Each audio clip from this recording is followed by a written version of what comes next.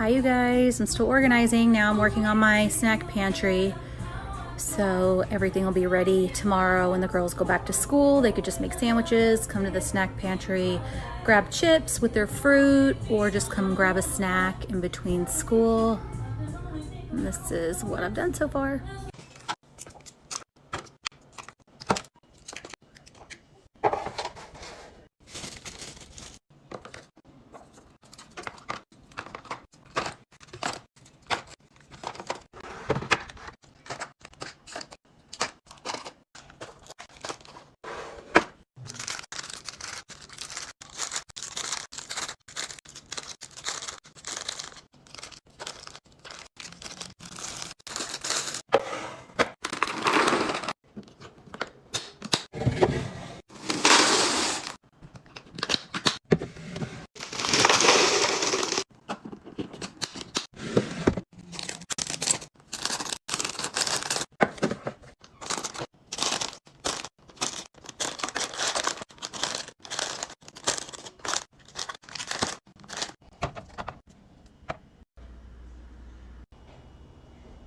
Okay, so now you do the first layers kind of like your base layer.